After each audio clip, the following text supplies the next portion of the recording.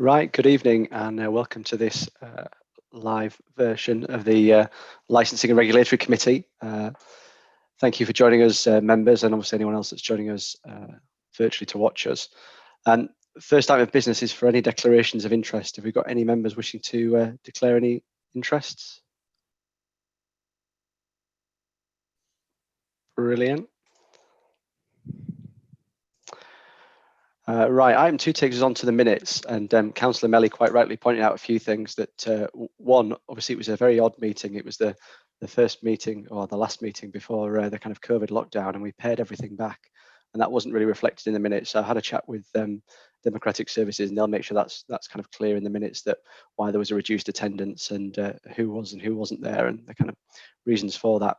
And also I've been informed that everyone's records were obviously kind of doctored as not being there, but luckily Democratic Services have kind of from the back end are going back and sorting that, and I think that might even be sorted now. So fingers crossed no one will get a kind of black mark against them for not turning up because of the the issues with how we had to manage that meeting.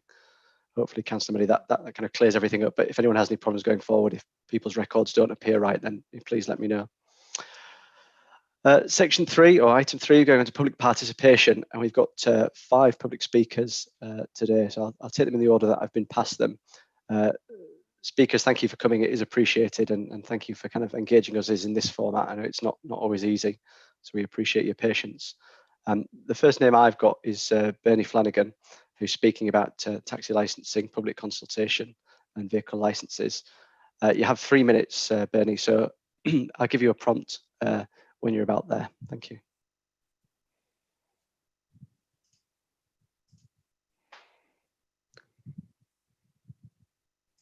Oh, hello. Can you hear me? We can. That's a good start. Okay, I'm Bernie Flanagan, a private hire driver from York. I'm basically, I think like most drivers, we're aware of the responsibilities in the light of air quality in York and the emissions given out by our cars.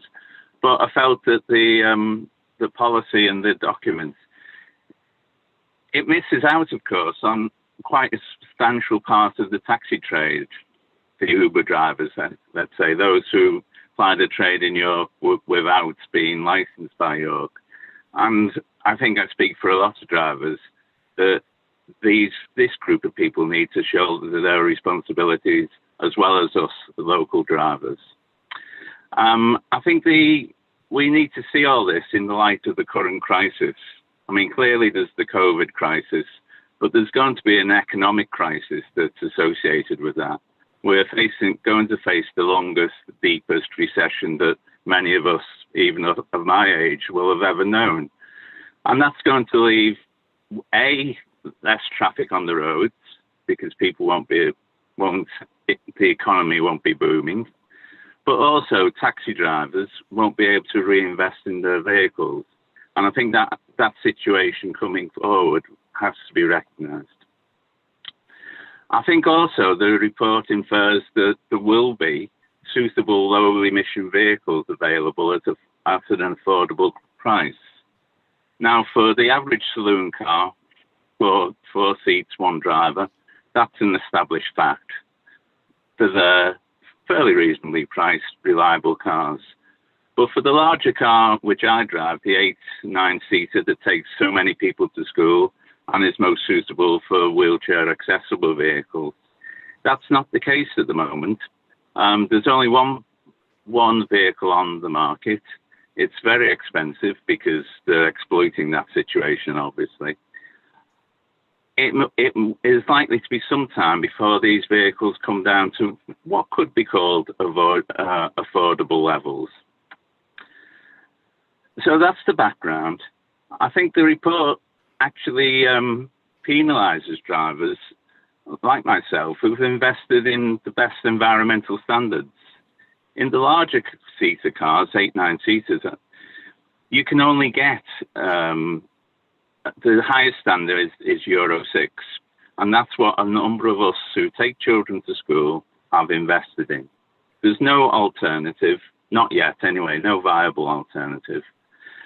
So I think it's a bit unfair that people who have invested in environmental standards are being treated the same way in terms of relicensing as people who haven't, in much older vehicles, say Euro 5, Euro 4, which have got more significant pollution emissions. And so I think those people who have invested in Euro 6 should be recognised and have a longer transition period. The policy does make exceptions, but it makes exceptions for a classic car and not for a vehicle, as I say, of the current highest standards that are taking our young people into education. That situation can't be right. The priorities are wrong. I'd also say, obviously, that's where I'm coming from, but there's likely to be a pinch point quite quickly, in that any new of the larger vehicles, new licenses, need to be up to full hybrid, full electric from January. And that may well be a very difficult challenge for anyone. Moving on from that. If you can just start to wrap up, please, Mr. Flanagan. We're nearly at 3 minutes. Right, okay. The low emission taxi grant scheme, basically, it doesn't actually support the driver. As it says, replacement vehicles should be purchased from a local main dealership where available. Well, they're always going to be available. However, we can't get decent discounts from local main dealerships that are probably available on a wider scale, wider market. So basically, as it stands, that grant scheme is supporting the business, the local dealership, which of course is part of a national chain. So how local is that is debatable. It is not actually doing the job of supporting local drivers to get more environmentally friendly cars. Brilliant. I'd also, one last point. Okay, you've nearly had 4 minutes now. It also says that the scheme is based on support per vehicle, and there's a total difference about the cost of the vehicles. Larger vehicles cost more. Surely it would be fairer that they are supported more. Okay, thank you, Mr. Flanagan. Thank you. Right, Mr. Hay, you're our next speaker, and again, you're speaking on item 4.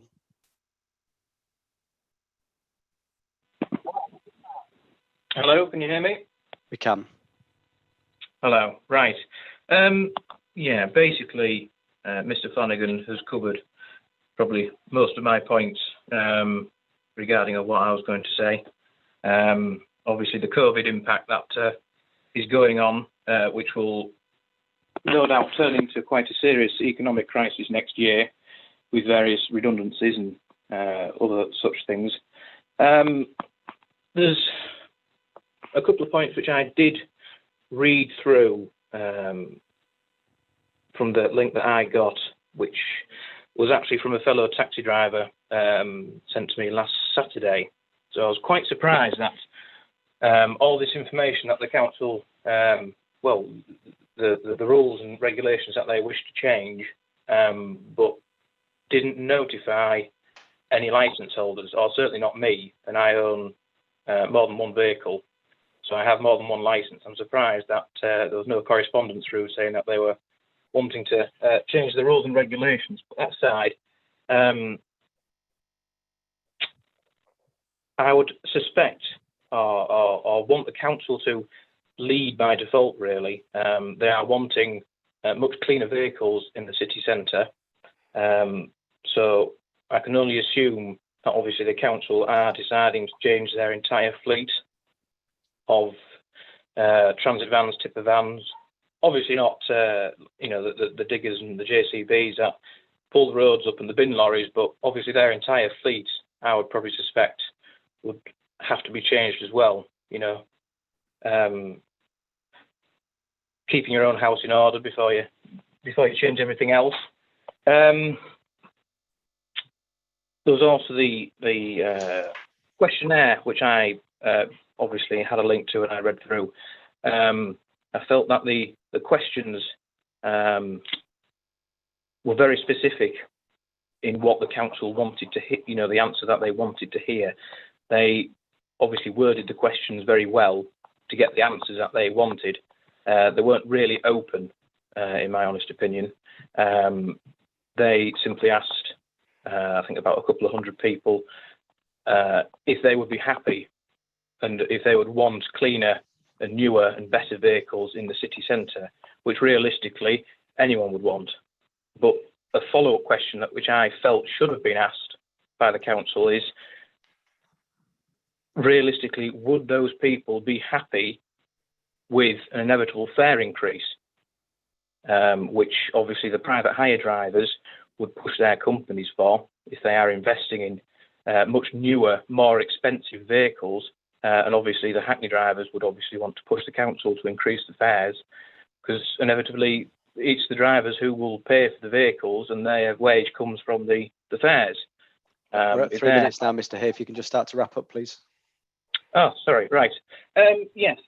Well, the other 2 points, basically, they mentioned about the age limit, and it said about the surrounding councils having age limits. I've had a brief look at, I think, 4 in total.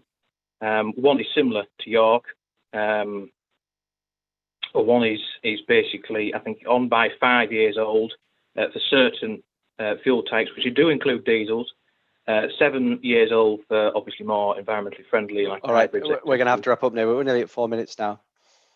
Right. Well, okay. One last point is I do want to make is, you know, if they are pushing for these rules and regulations to be changed and cleaner vehicles being in the city centre, it's massively unfair to essentially penalise the drivers in York who live and work in York and have licensed vehicles from other councils happily work within York, taking obviously trade and fares away from them, but obviously not abiding by the rules.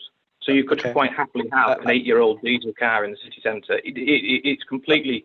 That's fine. I think we understand where you're going with that one. So I don't mean to cut you short, but you've had nearly 4.5 minutes now, and we're only supposed to do 3. I appreciate that. Thank you very much. Thank you.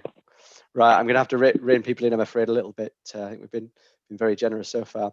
The next speaker I've got down as Mags Green York, but I'm not sure if it's just Mags Green. Hello, good evening. Can you hear me? I can, yes, thank you.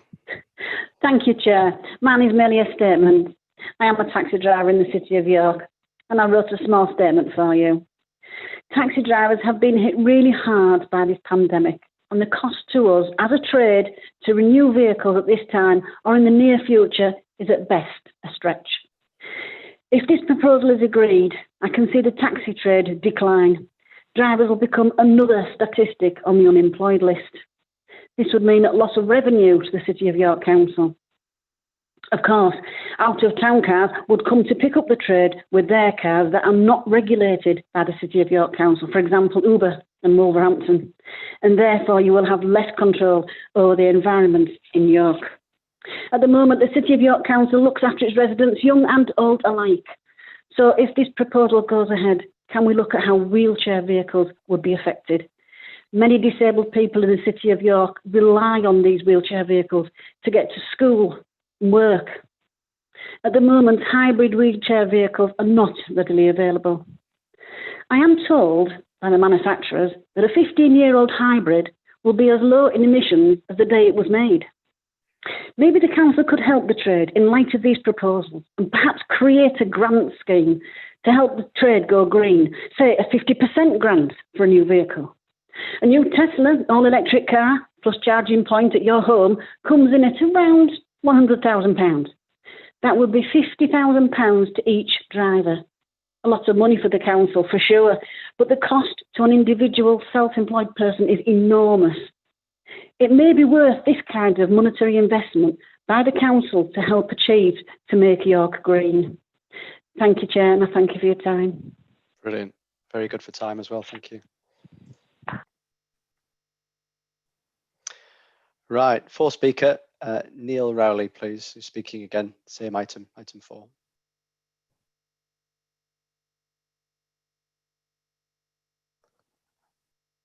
I've got here that Neil's the secretary of the York Private Hire Association, just so members are aware.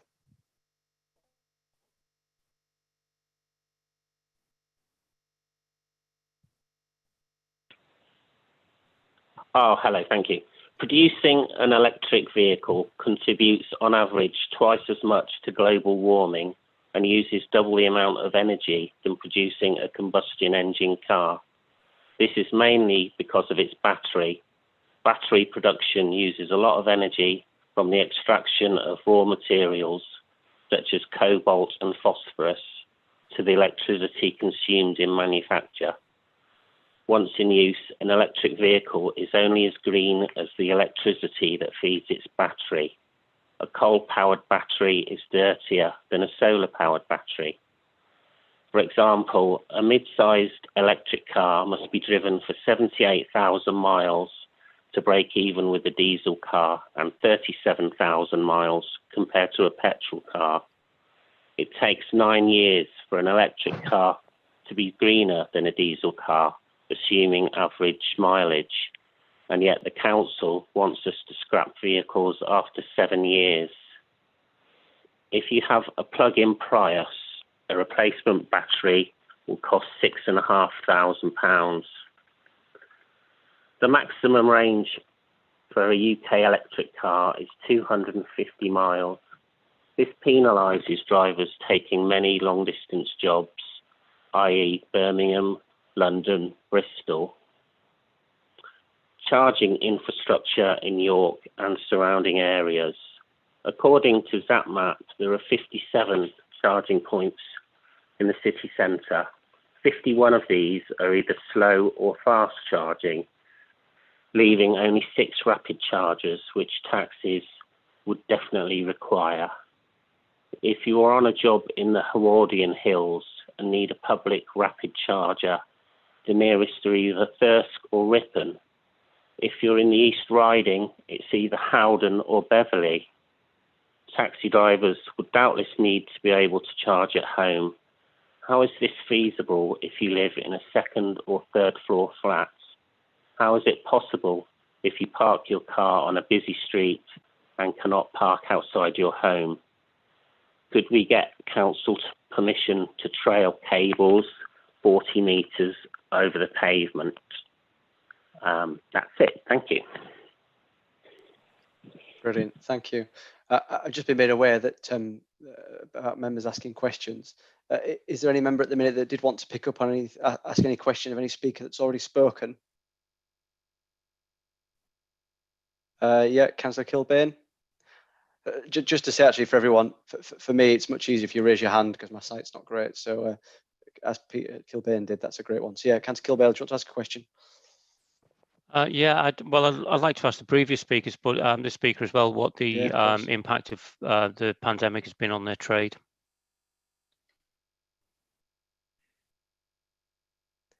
Is this, let me just grab the list back up. Is that Mags? You're wanting to speak to Mags Green?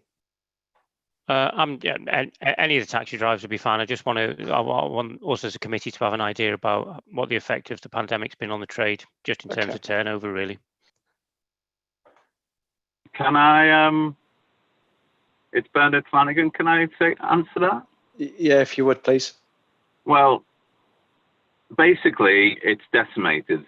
I mean, for myself, it's probably, it's taken all the trade apart from I take young people to school. And that's because of lack of business, but also because of inherent health problems, of course.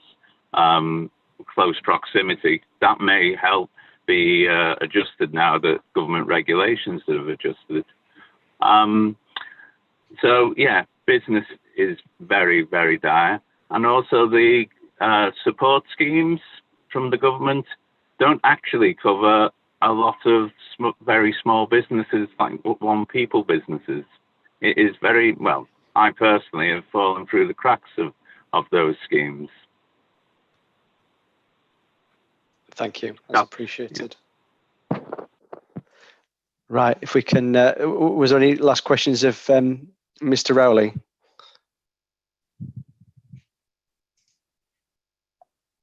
Yeah. Go on. Sorry. I was looking at the other screen then. Sorry, I must have been waving you around for ages. Is it possible for you to quantify at all the amount that's that you've lost? Is it a quarter of your business, half of your business, roughly?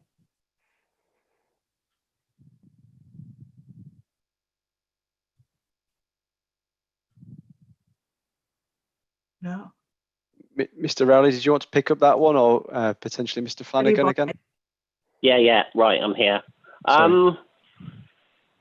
Yeah, currently it's probably 75% of normal, but in the early stages of the lockdown, it was probably 40 or 50% of normal.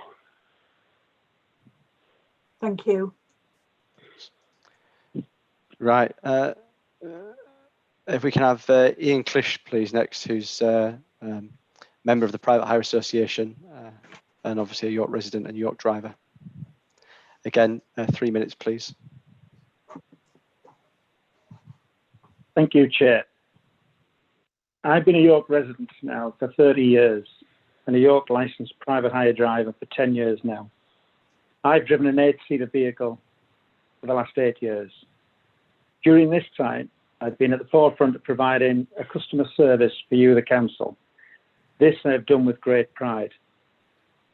The first point of contact for many tourists and new students to the city, regularly transporting key workers to and from work, assisting the elderly and vulnerable with shopping trips, etc. I transport children on a daily basis to and from school, utilising my 8-seater vehicle on behalf of you, the council. Also regularly transporting families and groups to airports and other events. If the introduction of electric hybrid vehicles is forced upon the trade as early as 2021, this may not be possible. Unfortunately, technology is not quite there yet to give us an affordable 8-seater vehicle. This looks unlikely to be available for the foreseeable future. Vehicles now being approximately £60,000 to purchase. Across the UK as a whole, without exception, we have seen the economy struggle due to COVID-19. This has had a severe impact on the taxi trade with no immediate improvement likely. So to try and introduce these changes now is just not practical. However, I do agree the long-term future of all vehicles is electric and hybrid. So let's work together on this as a longer-term strategy. Without this longer-term strategy, we'll see more drivers suffer with anxiety and stress, suffering financial difficulties, whilst already coping with COVID-19, suffering the impact of rogue Uber drivers operating within the city, and now the introduction of Wolverhampton licensed vehicles. I therefore implore you to work together with the trade before it is no longer viable to taxi within York as a York licensed driver. We're all in this together. We're not saying it isn't the right direction, it's just not the right time. Thank you very much. Thank you. Any questions? Brilliant. Okay. We're now going to item 4, and I think just to thank the speakers. I know it's Friday night, and you've given me time to have this meeting and attend it and speak. And what you have said has been really interesting, and hopefully we can pick up some of these points with the officers as we go through to that item. So Matt, if I can ask you to present item 4, please, and after Matt's presented item 4, I'll introduce some of the officers as well that are supporting him. Yeah, sure. Thank you, Chair, and good evening, everybody. Of course, a good number of you weren't at the members committee meeting back on the 16th of July 2018 when members last discussed the unmet demand survey and the restrictions on the number of hackney carriage vehicles that were issued. Those of you who were there will recall members asked us to undertake a consultation and report back on the findings, and that consultation with the trade and taxi users has been undertaken, and here I am doing just that, reporting back to you. So the consultation, which took place last year back in October and November, asked a series of questions in relation to the use and availability of hackney carriage vehicles, the number of hackney carriage vehicles that should be licensed in future, the type of hackney carriage and private hire vehicles, particularly in respect to their emissions and age, that should be licensed, and that's what I'm going to spend probably a large section of this session on, and then the number and location of taxi ranks. The recommendation to members today is that you take into consideration the results of the consultation and the other matters highlighted in the report and approve option 1. And that is to continue with the current restriction on the numbers of hackney vehicle licenses, and ask officers to commission a formal unmet demand survey during 2021 to establish whether there is a significant demand for taxis which is unmet. Secondly, you recommend to the Council's executive that they amend the taxi licensing policy and conditions in respect of emission standards and age, as outlined in paragraph 25, which we'll come on to shortly, and that you include a more detailed review in the use of taxi ranks as part of the unmet demand survey that I've just mentioned. So if I just run through the various issues by way of background, local authorities may set quantity restrictions on the number of hackney carriage licenses they issue, but only if it's satisfied that there is no significant unmet demand in its area. The council, like many other authorities in the surrounding region, currently restricts the number of hackney carriage vehicles we license. At this time, we have provision for 183 licenses, with 181 in place. So that means that there are 2 vehicle licenses that are potentially available to be released. Some 45 of the hackney carriages have to be wheelchair accessible by condition of their licence. That's 24% of the hackney carriage fleet. The 2 licences which are potentially available aren't wheelchair accessible, aren't required to be wheelchair accessible vehicles. So in relation to the unmet demand survey, we follow the Department for Transport guidance, and we carry out a unmet demand survey every 3 years. That's done through an independent body that specialises in such surveys. That unmet demand survey would actually be due now, right now, but given the coronavirus pandemic and the impact on the local economy, as you've heard with the drivers that have spoken, it's highly unlikely that surveying now would give us a picture on which to judge the position for the next 3 years. So hence the proposal to put that off until next year is in the recommendations.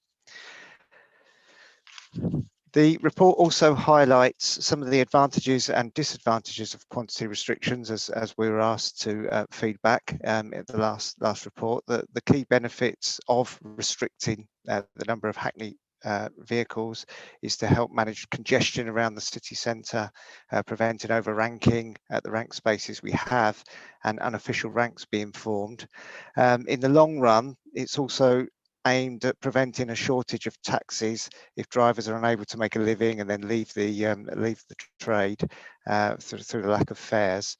And any shortage could, of course, encourage the use of illegal unlicensed drivers and vehicles. And taxis are also recognised as an important means of transport for people with a disability, as they provide that door-to-door service. So they're the benefits of restricting numbers. There are, of course, some disadvantages, and the Competition and Markets Authority issued a report and highlighted a number of key disadvantages, pointed out that quantity restrictions may cause harm to passengers through reduced availability, increased waiting times, reduced scope for downward competitive pressure on fares, and reduced choice. And clearly that's why if we're restricting numbers as we do the unmet demand survey, which I've just mentioned, to check that we've got our numbers about right. So hence the importance of that. Furthermore, in most places where quantity restrictions are imposed, vehicle licenses as a result command a premium, and this is exactly the case in York. It has been found in previous years when we've granted additional Hackney vehicle licenses that within days the license holder has actually transferred the vehicle to another person. This suggests that they didn't want to provide a service to the public at all. Rather, they simply wanted to sell the license and make a quick profit. This is known in the trade as selling the license plate. There's no provision within the legislation to stop this, and we are told that licenses have transferred in this way in York for £50,000 or so significant sums of money. Removing the limit on the number of licenses we issue would remove that inflated market value immediately, but it would also have a significant consequence on anybody who has invested in a license, because they would almost certainly lose the value of their investment, as I say, immediately. It's perhaps unsurprising that there is a waiting list for people wanting a Hackney vehicle licence, and we've currently got 151 people on that list. So turning to the vehicles we licence, we currently only license vehicles that meet certain emission standards. We don't have age restrictions. The average age of the current fleet is approximately 7 years old. Most other authorities in our surrounding area and beyond do have age restrictions, but they don't have the emission standards that they work through age limits. The current taxi licensing policy says that we'll license a number of vehicles. They are Euro 5 petrol vehicles, Euro 6 diesel vehicles, diesel wheelchair accessible vehicles, which can be Euro 5 in many instances, and what we describe in the policy as ultra low emission vehicles, but I'm not really sure that we would describe them as ultra low emission vehicles in that way anymore. There's certainly more or better vehicles that would be classed as ultra low emission vehicles, which I shall again come to in a moment. When this policy was introduced, it was absolutely with the right intentions. It was intended to improve the emission standards within the fleet. And Annex 1 of the report shows the Euro standards of the fleet as of January 2020 when we pulled the report. There's no reason to think that it's changed significantly, although there might be a small amount of change in the figures since January. But there's no reason to think it's changed significantly. And while it is true to say that there has been some take up of hybrid cars, there are Euro 6 vehicles on the fleet. There are still many cars in the fleet that do not meet these latest Euro standards, partly because, of course, the existing policy doesn't require it. And so we see in the city lots of Euro 5 vehicles still, Euro 4s, and even some Euro 3s. And it's well documented that Euro 5 diesels in particular are problematic in respect to their emissions of harmful particulate matter. So it may be that the existing policy, while it is well intended, is encouraging drivers to retain their older vehicles rather than invest in newer ones. But whatever it is, it's clear it's not being as effective as it could be in helping drive up the environmental standards of our fleet. And that's why we're looking at introducing an age limit, or recommending we introduce an age limit in addition to those environmental standards. As you've heard the chairs introduce, I've got my colleagues Mike Southcombe, who's quite happy to talk a bit more about the air quality issues if required, and he can also talk about some of the grants that we've got available to taxi drivers to improve their vehicles and the help that's available to them. And I have my colleague Dave Atkinson here as well, who's happy to talk about the charging infrastructure that has been put in place. I'll maybe invite them in just a few moments, but they are here to answer questions and maybe give a brief introduction. I'm going to give a bit more detail now about the emission standards and the age limit. But before I do that, it is absolutely right that there's a word about the impact of the coronavirus on the economy. And there's no doubt that the pandemic and the resulting lockdown has had a huge impact on the income of traders. I mean, on the income of taxi drivers. Nobody is denying that. And whilst there are signs of recovery in the city, as one of the speakers spoke about a few minutes ago, footfall is beginning to return, but it's still not at pre-COVID levels, particularly in the nighttime economy. But that's exactly why we're not recommending we bring these in now. We're not recommending, we are looking at introduction in 3 years' time. For precisely this reason, I think we'd be the first to accept this is not the time to switch a switch and bring this in immediately for everyone to move over. So that's why there's 3 years in the recommendation, or at least 3 years for the vast majority of existing traders. But there are also, we think, some quick wins, if I can put it that way, and so I'm going to touch upon those too. So, what are the proposals? They're at paragraph 25 in the report. I don't know if you've got the reports in front of you, but it might be worth just having those to hand if you do. I'm going to start in reverse order, I think, because during my preparations for this, I thought it flowed a bit easier if I went in reverse order. Let's see if that is actually the case. But if we look at 25 paragraph D, this is in effect, this is the sunset clause for existing drivers.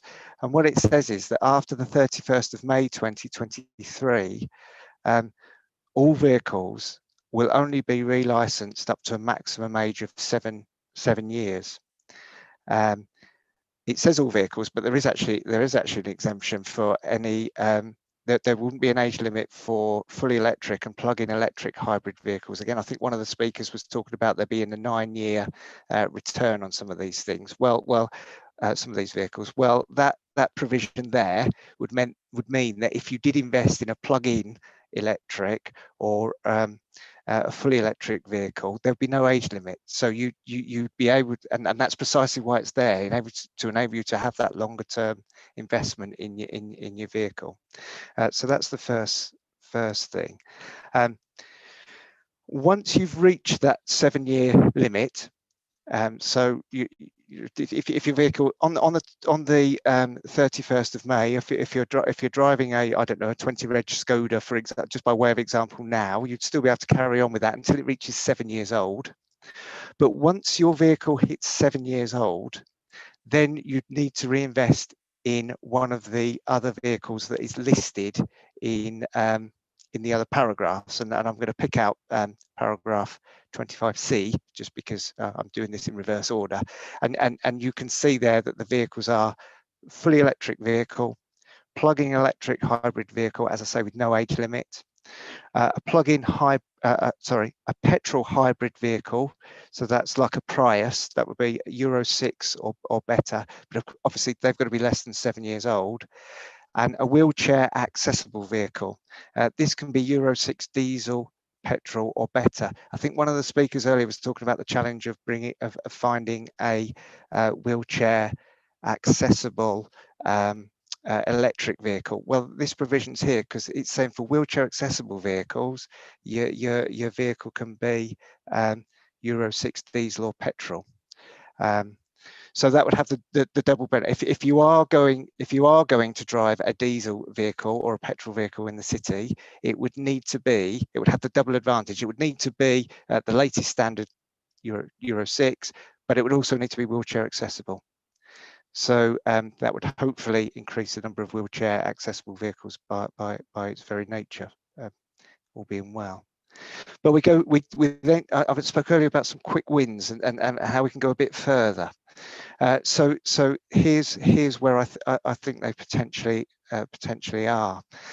So what we're saying is from the 1st of January 22, if you're replacing a vehicle, so if you're an existing vehicle and I don't know, it's come to the end of its life and you're wanting to replace it, or perhaps you're in an accident and it needs replacing, whatever it might be. This is only from January 2022, that you would need to replace the vehicle with one of these that I've just mentioned from the list. That again would improve, would get us on the right foot for those vehicles that are being replaced from that point. And there are some even quicker wins, I think, if I can put it that way. The first is in 25B, and this is for any new driver coming in joining the fleet of taxis, private hire vehicles. Anyone new coming in, it's proposed that they come in with one of these new vehicles, one of these higher spec vehicles, so that new drivers coming into the trade in York are coming in from the outset with the right kind of vehicle. And then I think, for me, the most exciting bit, if I can put it that way, is the proposal in 25A, which is for the Hackney carriage vehicle licenses. Remember, these are the ones that have a value because they're restricted. And what we're proposing here is that these are either fully electric wheelchair accessible vehicles or plug-in hybrid wheelchair accessible vehicles, the creme de la creme, if I can put it that way. These vehicles have a value, and this, for the avoidance of any doubt, we're recommending would be for those 2 vehicle licenses that are available. Remember, I said we've got 183 and there's only 181 currently issued. Those 2 could be released for real flagship taxis. Is what this is recommending. And what I think this does, as well as giving our fleet something to be really proud of, really proud of, it will also help ensure that those given the privilege of a valuable Hackney carriage vehicle licence make a proper investment in their vehicle, which truly benefits the community they serve. It will hopefully encourage those who obtain a licence to retain it and recoup the investment that they've made in their vehicle through journeys over a period of time, and not just simply sell it on to somebody else. And as I say, as these vehicles are likely to be in excess of £50,000, to help spread that cost, as I've said before, there is no age limit proposed on those vehicles. Again, them being wheelchair accessible will in itself increase the fleet of Hackney carriages that are wheelchair accessible by 2, and as we're already at 24, so that's an increase there just by itself. Okay, I'm going to move on now a bit further in the report. In fact, the remainder of the report really describes the consultation and how it justifies the position that I think we're recommending to you. And to be honest, I don't propose to go through all that because it's in there. You can see it. What I'll do instead, if I may, is I'll invite my colleague Mike Southcombe maybe to make a few comments on the air quality situation in York and the grants that are available, and thereafter, Chair, perhaps I can invite Dave Atkinson to talk about the charging points and the progress the council's making in relation to that. Is that okay, Chair? So I put my microphone on. Yeah, thank you, Matt. I know it's quite a complicated, different, all the kind of different parts that fit together of it. But yeah, happy to hear from the other officers. Thank you. Hi, I think Matt asked me to speak first. My name's Mike Southcombe. I'm the Public Protection Manager at City of York Council, and one of my responsibilities is to improve air quality in the city. Last night, I took a report to the Executive Member for Environment and Climate Change, giving an update on the status of air quality in the city, how we're progressing against the health-based air quality objectives, and how we're making progress with measures to improve air quality. This is particularly important as I say, the objectives are health-based. Air pollution has a significant impact on people's health, particularly the young, particularly the elderly, the infirm and the vulnerable, all people mentioned by some of the speakers earlier, but also include those people who, for a day job, drive around a lot because they will be exposed to the emissions inside their cabs. Recent research on coronavirus has shown that air pollution helps to transmit the virus. So even more at this particular time, we need to be improving air quality. Now, the report I gave last night showed that air quality, generally speaking, is improving in the city, but is not improved so much in recent years. So it's important for us that we do progress further measures to improve air quality. Some of you will be aware of the clean air zone for buses that is in place and comes fully into force next January to clean up emissions from the bus fleet. I think Dave in a minute will probably talk about our extensive electric vehicle charging network for fully electric vehicles, and what a speaker earlier mentioned for council's fleet, and there's a programme to move as much of that as possible over to ultra low emission vehicles.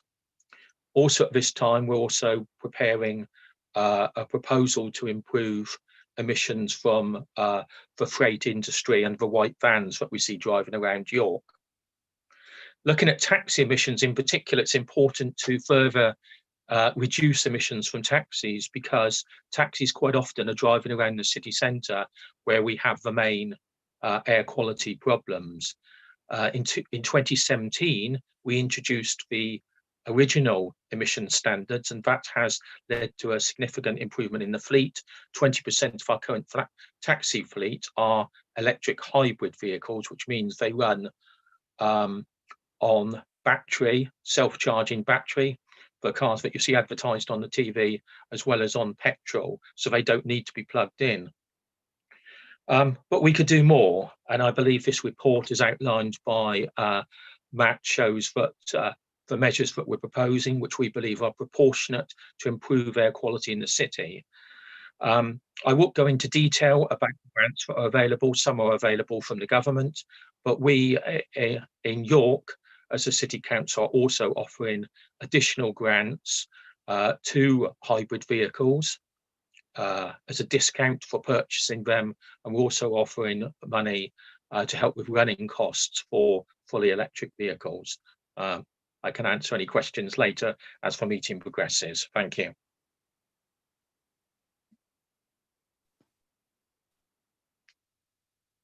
Thank you, Dave. If you want to add your contribution.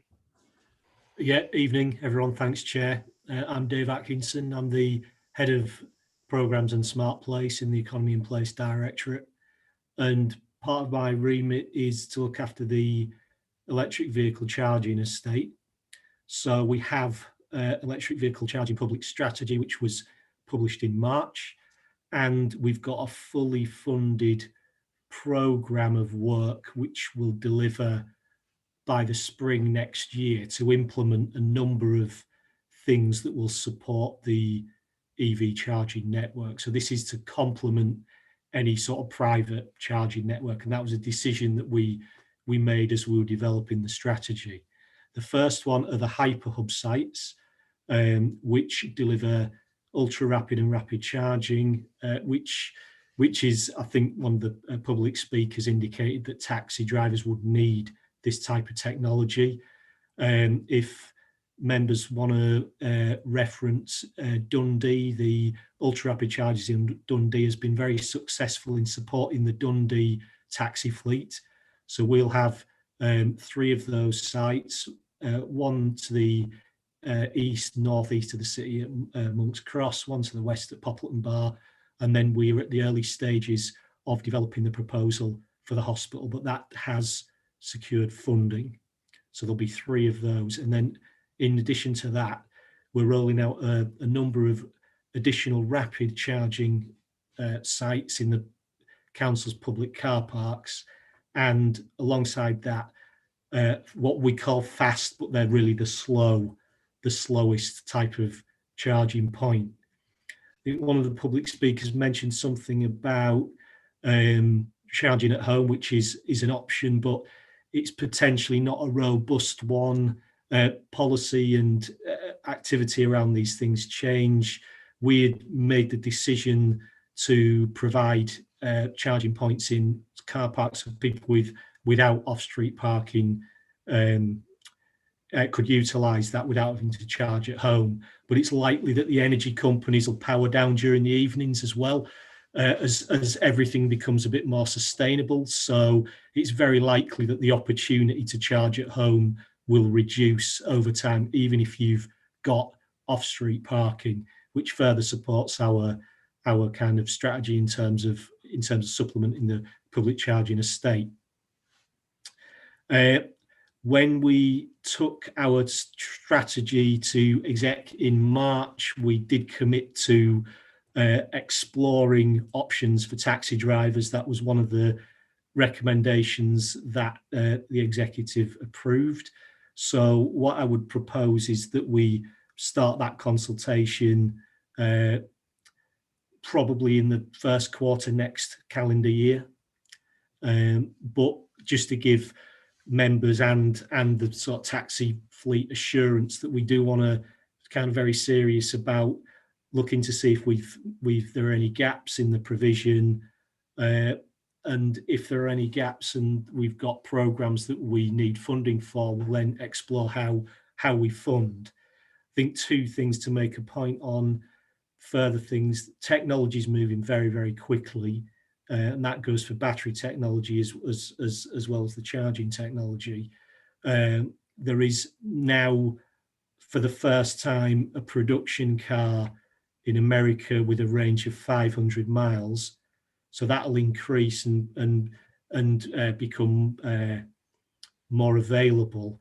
And the government targets for banning the production of diesel, petrol and hybrid cars could well be brought forward.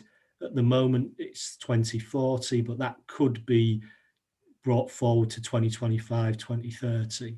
And what that would mean, it would exercise the market to introduce more options in terms of electric vehicles. That's obviously beyond the scope of this report in itself. It's probably beyond the life cycle of the next cars that will be bought, but I think it's probably worth bearing in mind. So, and that's me, unless any questions, etc. Thanks, Dave.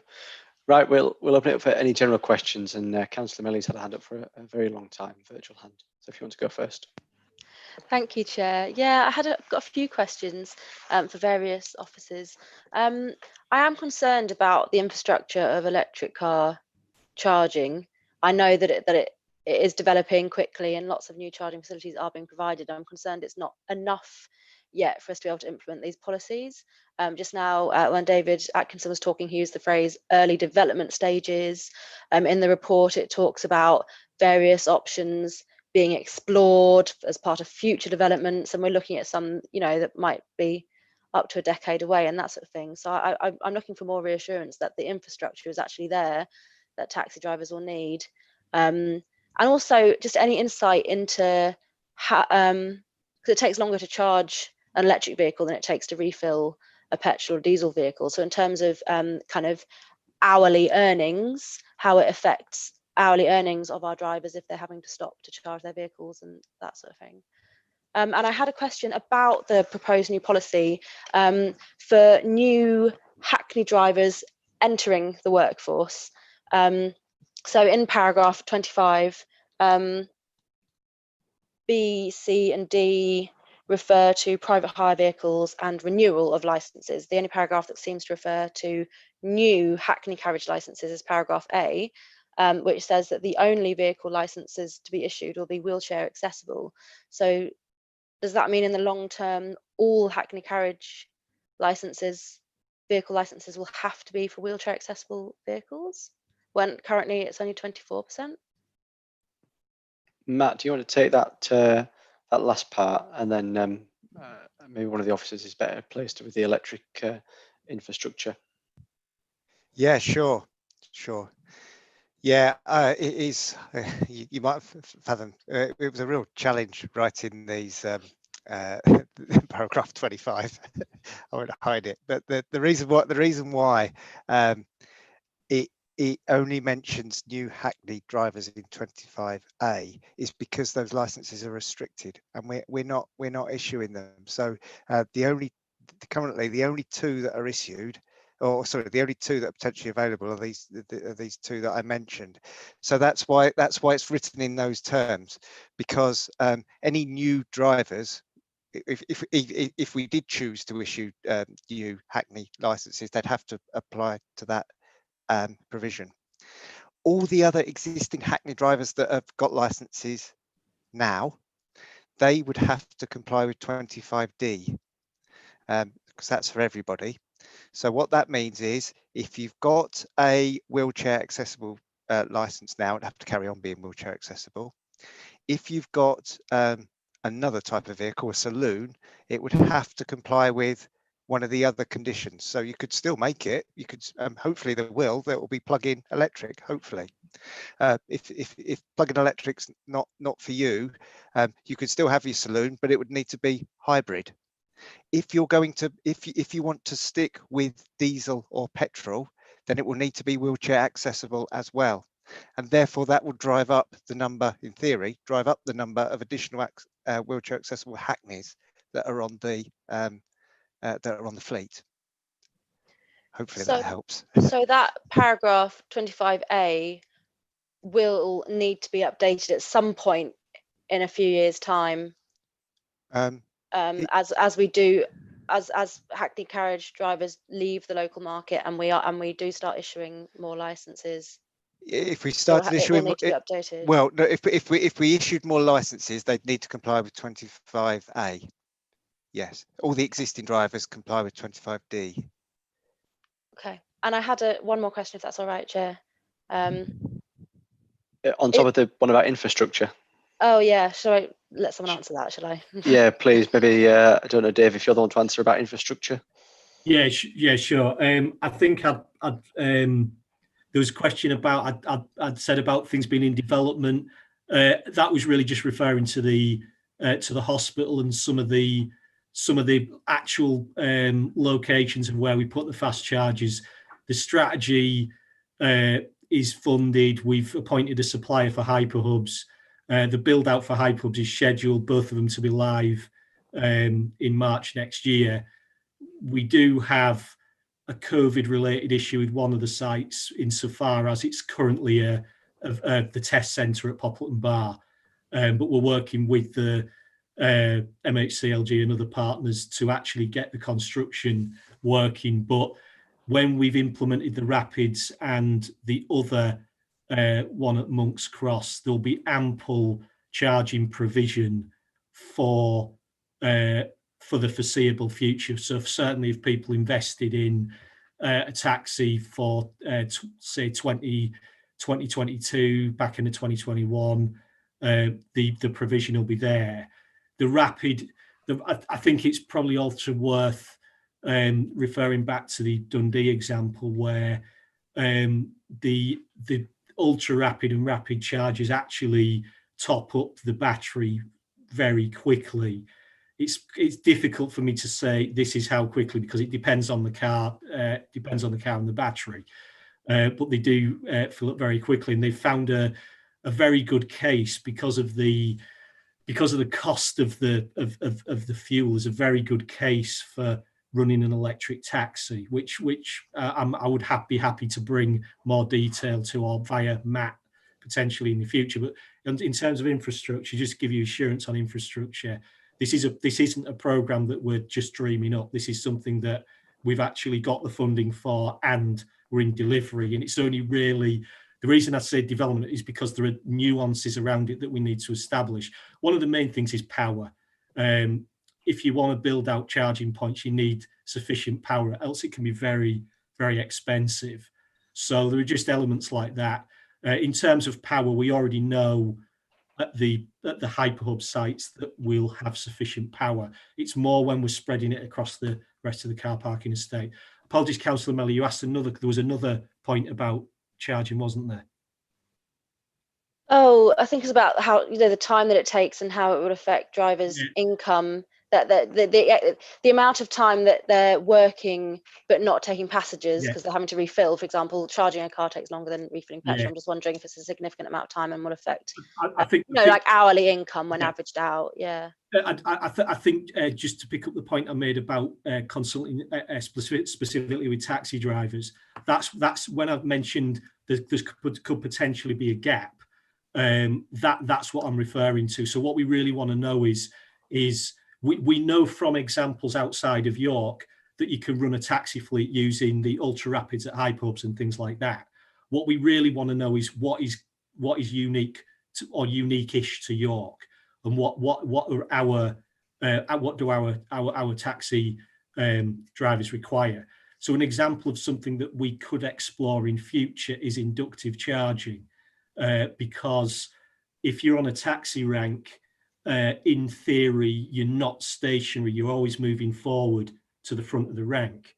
And if you use inductive charging, then you're charging all the way down the rank. Now, this isn't something we've put to members to consider yet or anything like that, but I'm just describing to you new technology that is possible that we might well be able to introduce as an option in the next 2, 3, 4 years to support the rollout. So there's a number of things that we're looking at, but our consultation with the EV taxi drivers is really to get to the bottom of, because we've done the numbers, we think it'll work, but we just want to know what the local nuances will be just to test that it will work with taxi drivers. Thank you. Did you have another question, Councillor Melly? I've got quite a few more questions, but I'm aware that other members have got their hands up. Quite a lot of members with hands up. Do you mind holding come back to me? Yeah, that sounds wise. Okay, Councillor Orrell, you were next. Thank you, Chair. We've heard tonight, as we've heard many times before, complaints from the speakers of taxi drivers coming from other areas with potentially inferior vehicles.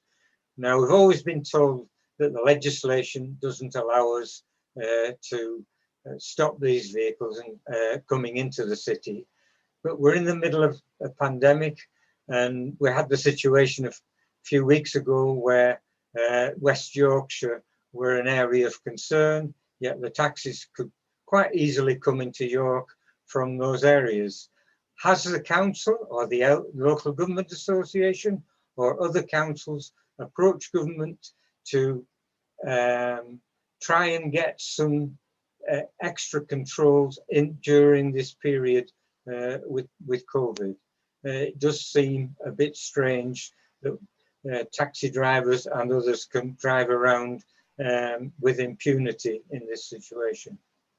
Matt, if I can just come in, I got a letter from the Home Office yesterday, a reply to a letter that we'd sent around this issue. And basically the Home Office are happy for people to continue leaving lockdown areas for work. I'm happy to circulate that letter around members so they can see it. But yeah, basically at the minute there's no support from government. Matt might have something about any of the lobbying that's going on, but yeah.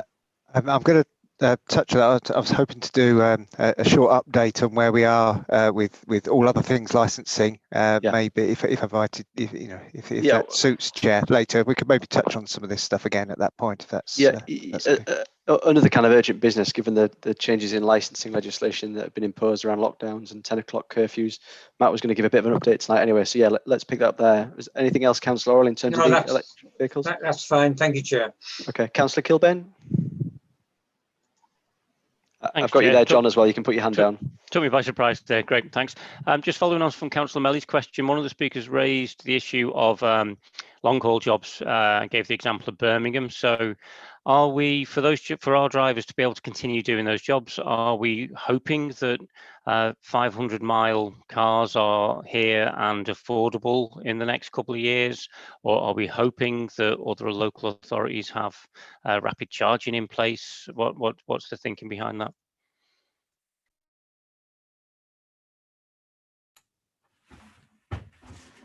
So the question is, sorry, Matt, shall I? No, I was going to say, Dave and Mike's got his hand up as well to answer. I was just waiting for, so the private charging network along trunk roads, main roads and motorways is already relatively robust. but that is increasing sort of exponentially as we speak, as they roll things out. So longer as battery sort of battery life, vehicle ranges increase, it'll become easier to make those types of journeys.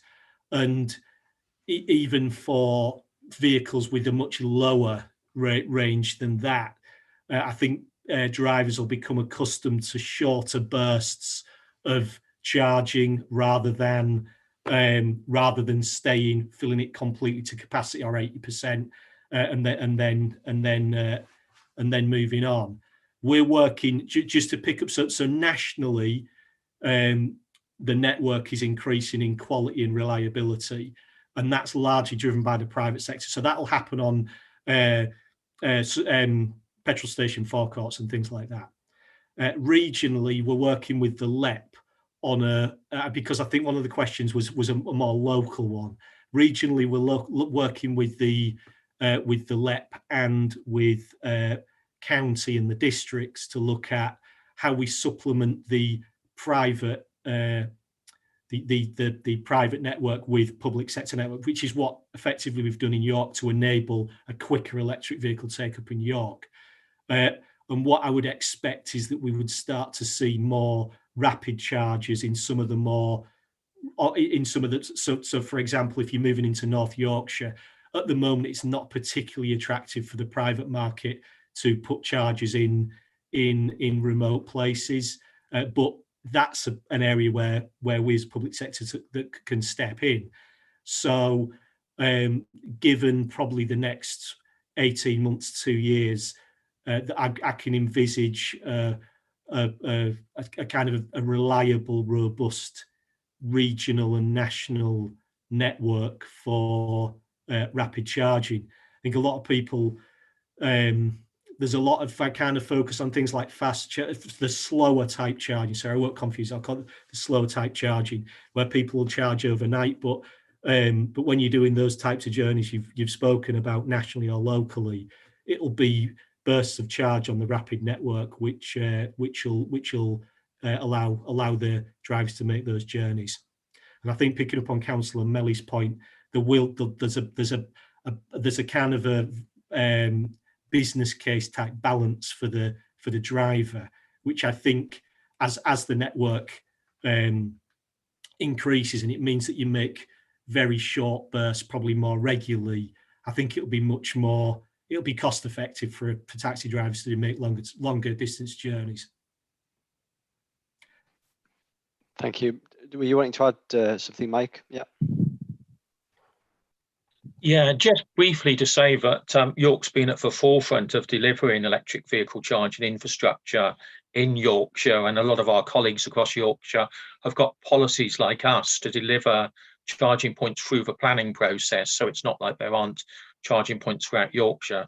The other thing to bear in mind is the fact that we have 200 hybrid taxis on the road at present that don't require charging.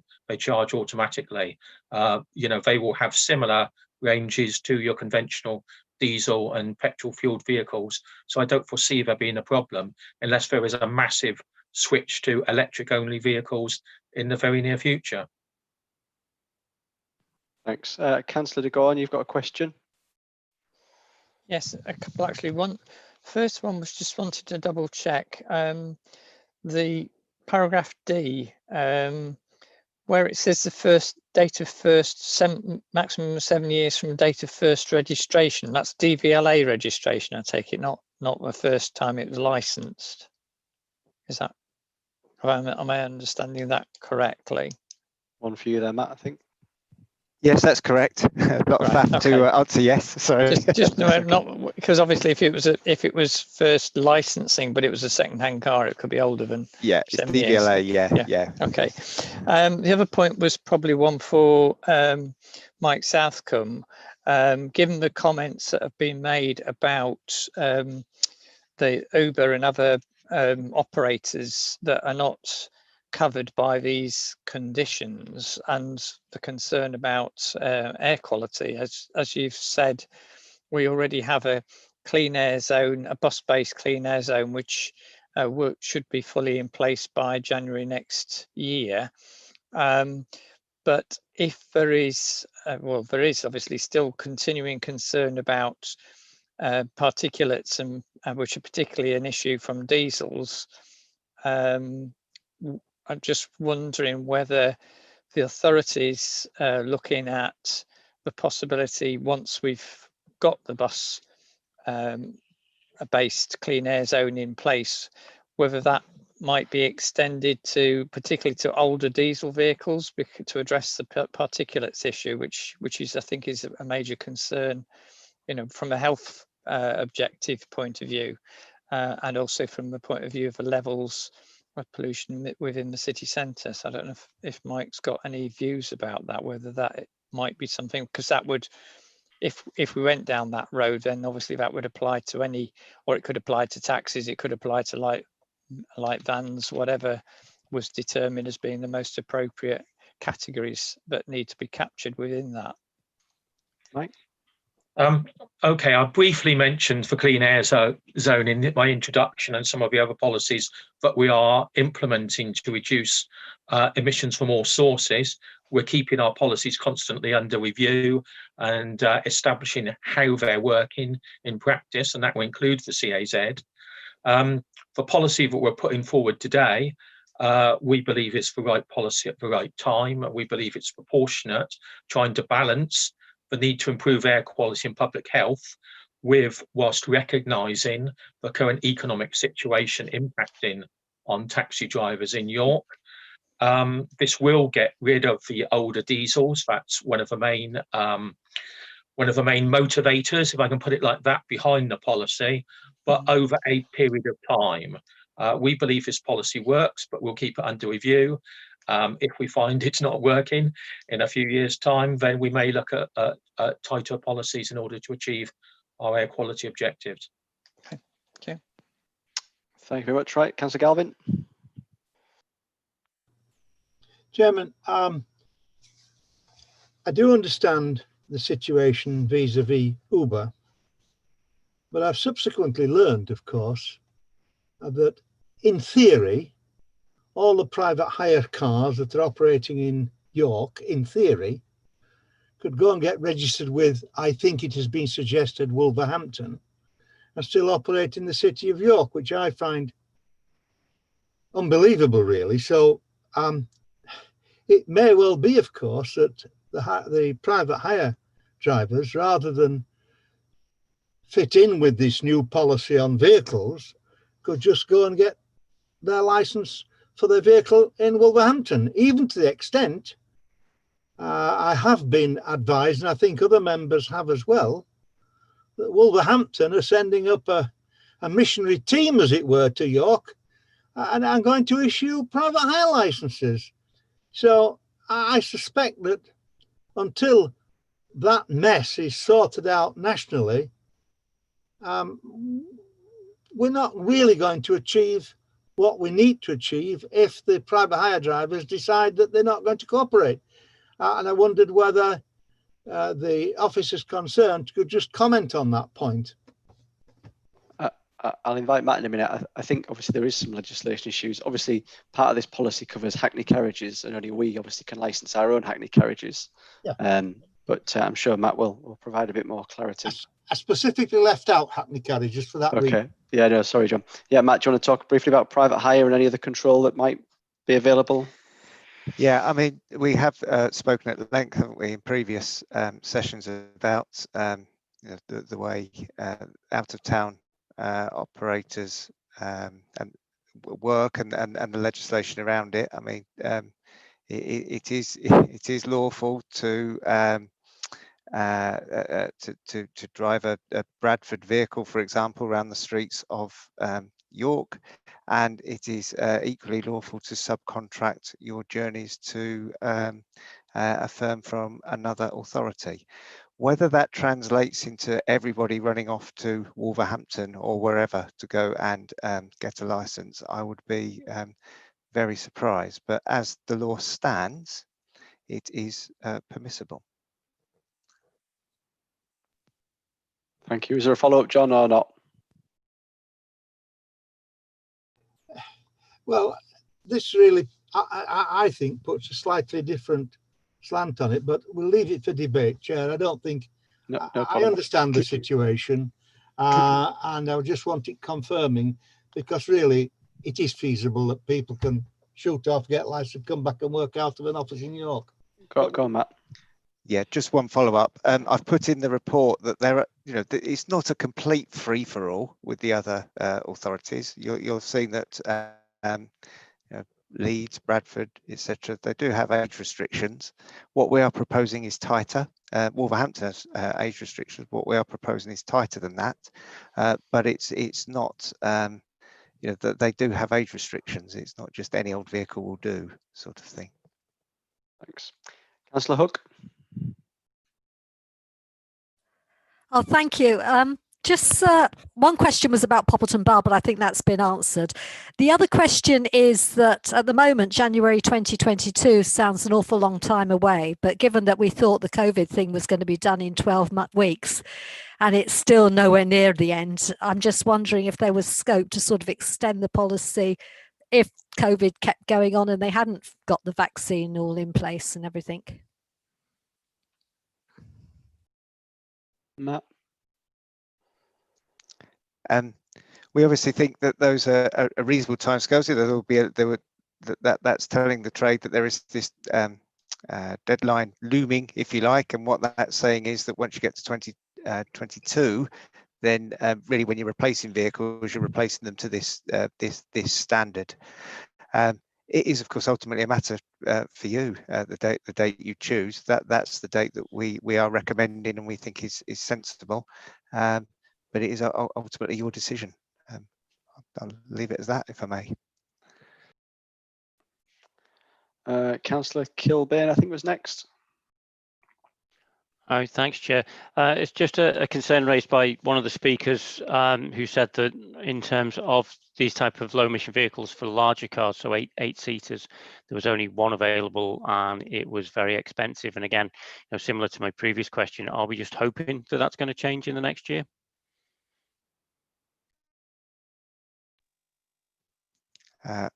Sure. I'll pick up on that. I don't know if Mike Southcombe has got, or Dave got anything to add. Yes, they are expensive. I think I've put a price in the report for about £50,000 for a vehicle. But the point is right. I mean, ultimately these charges will be passed on to the customer. That's how these things work. But if we want cleaner, greener, newer vehicles in the city, then that investment is going to need to be made. As I say, there are other vehicles are available, and of course with these larger vehicles you're able to get more passengers in, so that cost, if you like, per journey for the customer goes down accordingly if you're in a bigger group. Again, in relation to the school contract work, I know that the school contract team in the council are very keen about having cleaner, greener vehicles on the fleet, and yes, there will be a reflection of that in the tender that comes forward in future. But yeah, ultimately the cost will be passed on by the trade. I mean, that is a fact. That's how these things work. Councillor Hook, your hand's up. Is it just up from earlier? Okay, thank you. Councillor Norman, please. Yep, hello. Just briefly to point out, Councillor Mason, Councillor Wells has been waving physically with her hand. Oh, sorry. So if you could bring her in at some point, that would be excellent, I think. It's not personal. It's the background. It's not clear enough. Get red coloured wallpaper. Yeah, so just briefly, two questions really. The first one is on the number of years of age that's being proposed here. I'm slightly unclear as to how that figure has been realised at. My understanding previously has been that a lot of our licensing policy with regards to taxis is about following and fitting in with West Yorkshire as a whole, and it seems to me as if the standard age in West Yorkshire is 10 years, not 7. So is there any particular reason for that discrepancy? And just additionally too, obviously we've heard throughout here about the issues that the trade is facing with regards to COVID. This is clearly a policy that's been in the pipeline for some time. Has there been any changes to the policy in light of the potential impact of COVID? And if so, what have those changes been during the formulation period?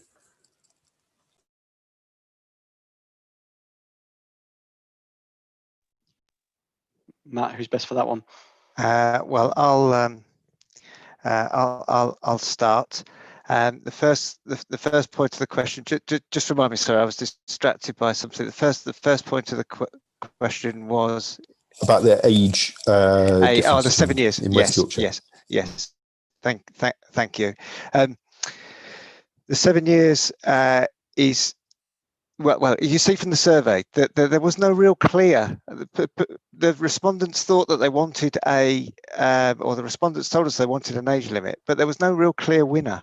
And so we looked at sort of what was the median response. The median response was 8 years, I think, if I remember rightly. But then when we applied it to looking at the other what other authorities have got in place for their age limit, 7 appeared to be, if you like, the highest standard. And we wanted the highest standard for York.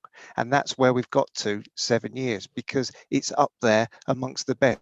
It puts us amongst the best. And that's what we want for our taxi trade, to be regarded as the best.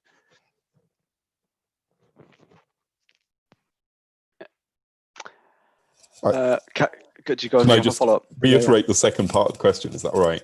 Yeah. And just briefly to follow up on that too, my understanding would be that the view certainly has been that consistency with West Yorkshire is necessary in order to provide a sort of united vision of an small regional level of taxi standard, and that maybe was important. But getting back onto, because I take your point there, but getting back onto the point of whether any changes have been made to the proposal, which clearly has been a long time coming because of the impact of COVID. Has the trade's concerns about COVID impacting their business led to any material change in this proposal? Yes, in that we're not proposing we introduce this straight away. We've put on it the 3-year lead-in period to reflect exactly the situation that we are in now. Would not be an ideal situation to turn on a switch overnight. So that's where the 3 years came from. The other point, sorry, about the 7 years, is that if you make the standard 7 years from the date it comes in, it will ensure that the vehicles that are brought onto the fleet are Euro 6. If you make it 10 years, then there would still be Euro 5, and Euro 5 diesel in particular, we know is problematic. So that is another reason for the 7-year bar age limit that we've put in. Hope that helps.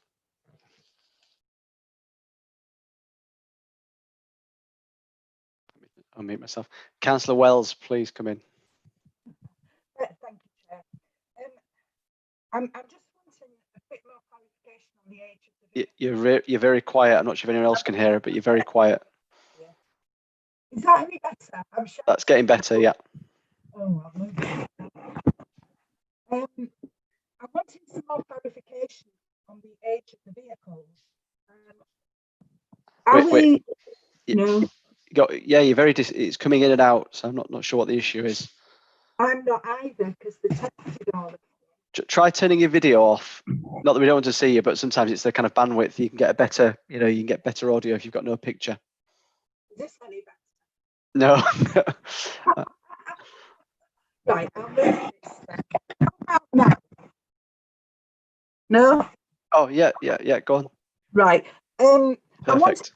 clarification. First of all, on the age of the vehicle, we're asking private hire to go to pay more for their new cars by going electric. Are other authorities doing the same? That's my first question. And the second one, it was just following up on something that Mike mentioned that one of the speakers had talked about our own fleet.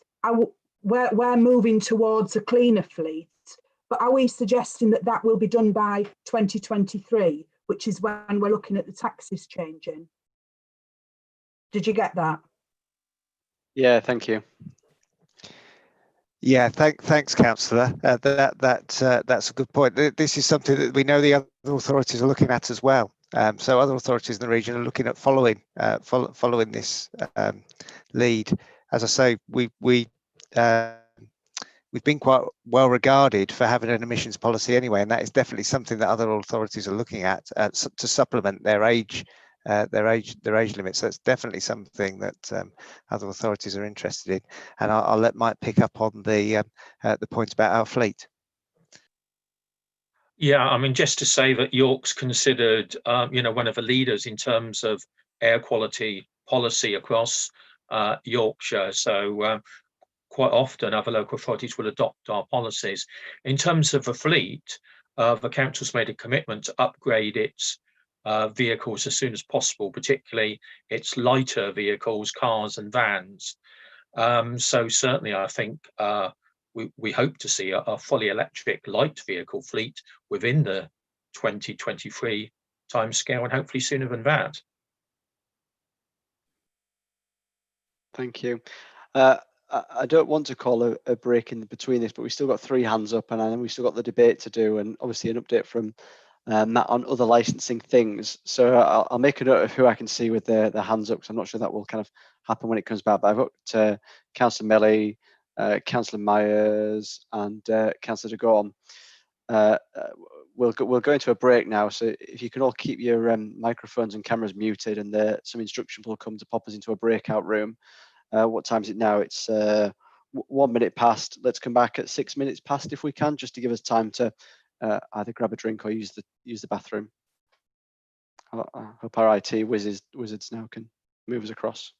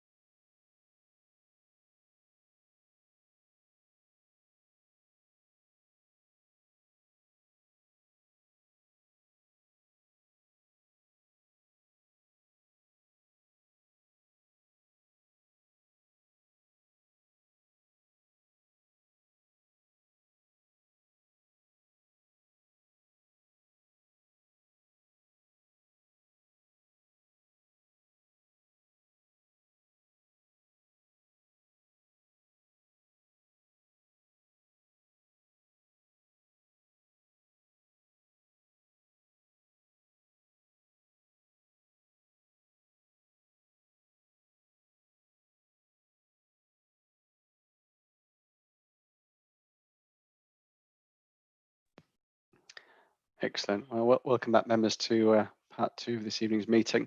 I've got those 3 people registered to speak, and I think we need to move it onto the debate now. It's getting quite late, and we had asked a huge amount of questions, and I'm sure there will be some debate on this. So the 3 people I had was Councillor de Gaulle, Councillor Melly, and Councillor Myers. So Councillor, I'm afraid I'm not sure what the order was, but Councillor Melly, do you want to go first?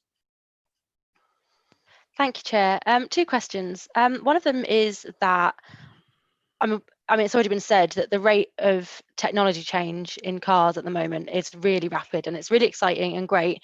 But I'm just kind of aware that the rate of technological change is kind of faster than the lifespan of cars. So I'm just wondering whether the policy needs something written into it as a kind of a guarantee that if cars that people buy now that currently meet the policy, we won't then change the policy and move the goalposts once they've made that investment. So if somebody invests 50, 60,000 pounds in a car, expecting that investment to last them 10, 15 years, and then the policy changes again in a few years' time because technology's moved on, can we insert some sort of guarantee for people so they know that their investment is a secure investment and the goalposts won't be changed? And my other question was about what other kind of incentives or support has been looked into. Have there been any feasibility studies into providing support for operators themselves, so the entire burden isn't borne by individuals? Other kind of incentives to do with things like the school run, contracts with the hospital, contracts with school run, that sort of thing. Around schools, it's especially important that we have clean air, and I know that those contracts are sought after to do the school run. Can we insert something into the policy to do with, I'm not wording this very well, am I? But something to do with kind of school contracts and other contracts being clean vehicles only, so that it provides an incentive for people to get their cleaner vehicles faster and that sort of thing. So it means more business is available to them, even if it isn't actually enforced for a few years' time. Can we? Yeah, that's my question. Okay. I think in relation to the contracts question, that would probably be best placed in the tender. I think for the provision, perhaps rather than the licensing policy. And in respect of the, can we put something into the policy to future-proof it?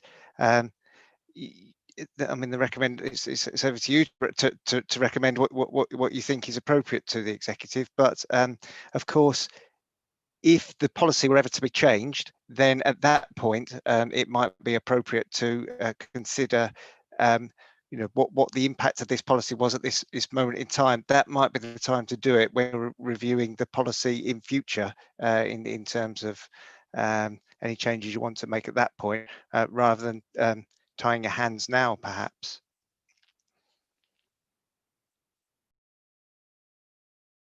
I don't know if you wanted to come back on that. We're just happy to note it.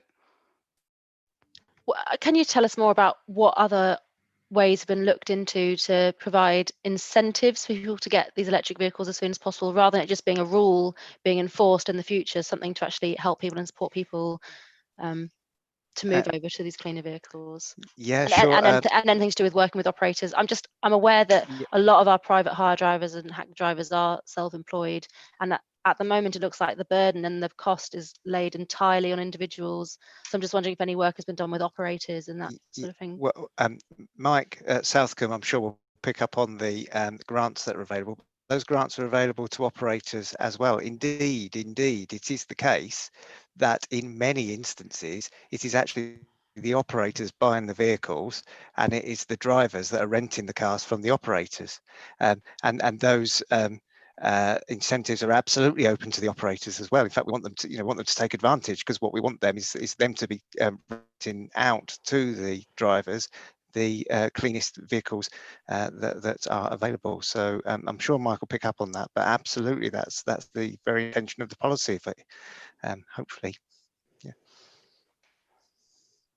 Yeah, can I come in there? Yeah, what Matt says is correct. Obviously, the government offer £5,000 off currently electric vehicles. The council has its own incentive offering up to £3,000 off hybrid vehicles or 1,500 off the running costs of electric vehicles. And of course, for vehicles themselves have incentives in that they're much cheaper to run. There's no vehicle excise duty on them. Insurance is quite often cheaper, and mileage is better. So although the cost might be, the capital cost of purchase might be quite high, once you've got them, they're much cheaper to run, as anybody who drives a hybrid car would know. Thank you. Thanks. Excuse me, Councillor Myers. Yeah, thank you, Chair. I hope I come through okay. I've got really poor internet. I think what I'd want to say, and I may save some of it for debate, I've got some questions that I'll ask, but I would just say at the beginning that I think it's really hard enough being a taxi driver at present with the furlough scheme ending, and particularly that self-employed provision not being replaced in the Chancellor's recent statements, and York's economy is heavily weighted towards hospitality. That I do express some caution to begin with. Reading through this paper, am I still there? Yes.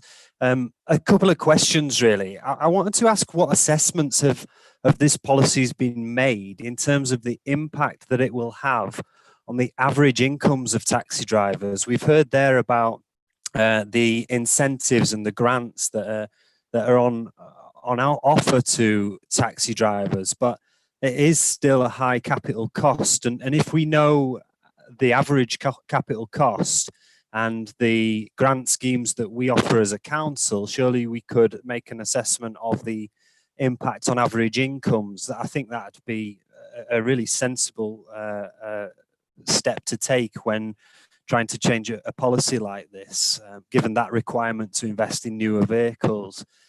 And those linked to those grants, I just wondered how many or what proportion of the drivers on the whole roster of Hackney and private hire vehicles can those grants reach? Can we offer those grants to every single driver, or is there a cap on the amount that can be used for that purpose?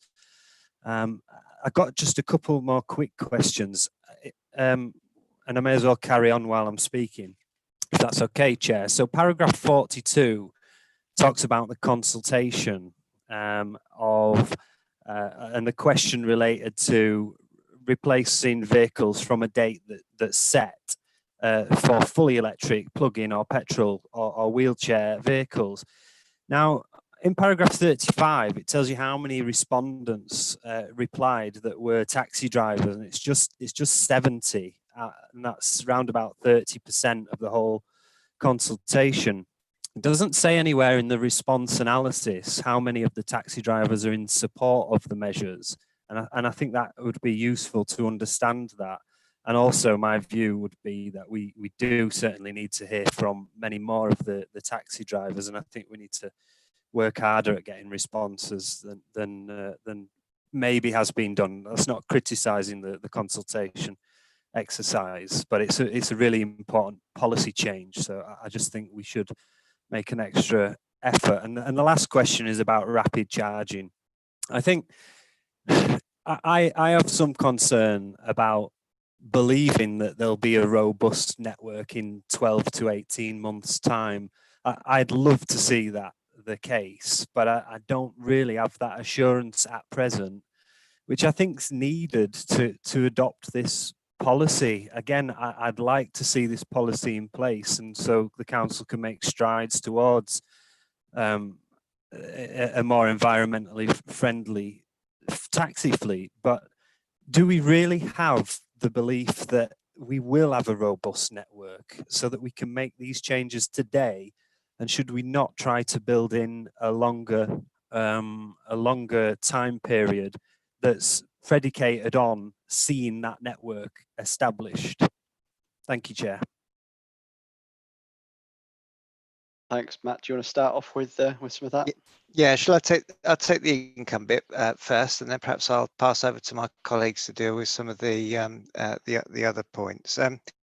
Obviously, taxi drivers were, or the associations were involved in setting the questions in in the first place, and then the consultation was opened up, and as you rightly say, we had responses from taxi drivers, specifically on the individual impact of incomes. I mean, that is going to relate to the individual driver.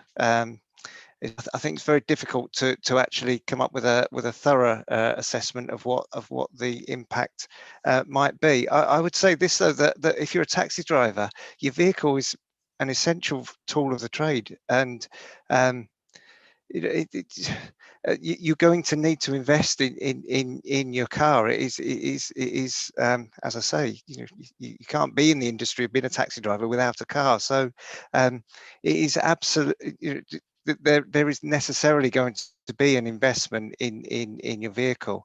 As we've said, many drivers are actually renting the vehicles from their operator, so they have to take into account of what the cost of renting that vehicle is from their operator, in assessing whether this is the line of work that they want to be in. And I've put in the report, tried to put in the report some of the to give a flavour of what the costs for a driver might be if they don't have to necessarily buy it outright. There's £50,000 down. Boom. You can obviously, there's all sorts of finance options, aren't there, available to have a vehicle, and I've put some of those options in there to how we might spread the cost.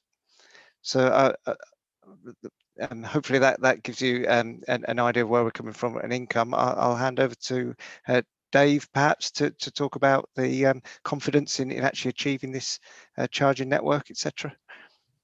Yeah, I'll just sort of echo a point I've already made about how near we are to our current sort of construction and things like that. But I'll also talk just for a minute about where we've been with this, because in terms of the public charging infrastructure which we manage, which accounts to about 40 charging points across the city, they were installed 5-ish years ago, fairly old technology, fairly old assets now. And we're in the process now of sort of replacing, well, with these new contracts in place, we'll replace everything, but we've not had that opportunity in the last couple of years. So where you'll get reports potentially of charges down, it's because we're keeping up old assets until we get the opportunity to replace them, which is now. So we're moving into that phase of replacement now.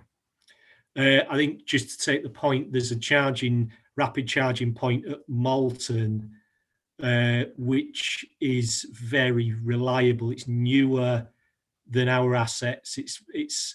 And it's a really key asset for Malton in terms of that corridor, and it's a very reliable asset. And I think there's only a couple of rapid charges, either one or two rapid charges there, and it's very reliable, as a good throughput of EVs and things like that. So what sort of Councillor Myers' benefit, what I can't say absolutely is this is what will happen. We've talked about the COVID issues with Poplarton Bar, for example. But what I can say is that the technology that we've now contracted for, because it's newer, it's the latest tech, it's much more reliable. 5 years ago, it was really uncertain where battery technology was going to go. So I'm confident that it will be more robust and more reliable. And I'm confident, given a fair wind in terms of being able to construct because of COVID and things like that, that we'll have a network in place to support a taxi fleet by that point. Thank you. Councillor Melly, I see you popped your hand up. Is it a supplementary, or I didn't really want to take any extra questions before I need to go on, and then moving on to the debate? Yeah, it's not a supplementary, it's a new question. Okay, is it a short, easy question? No. Maybe, okay. Yes, who knows? Right. Anyway, Councillor Gorman was first, and then we'll finish with your question, but we can't take any more because we've still got debate, and we're 2.5 hours into this meeting now. Councillor de Gon. Okay, it's about the wheelchair accessible vehicles, and then it was stated that we have about 24% of the vehicles are wheelchair accessible, and under paragraph C, we're recommending that should, although they can be Euro 6 diesel or petrol, that they still have to be 7 years or younger. When you actually look at the examples of other authorities, there are quite a lot of them, just looking down the list, that specify 8 years, 10 years, 12 years for wheelchair accessible vehicles. So the concern I have is, firstly, if someone who has a wheelchair accessible vehicle license comes up for renewal, does it have to be replaced with another wheelchair accessible vehicle?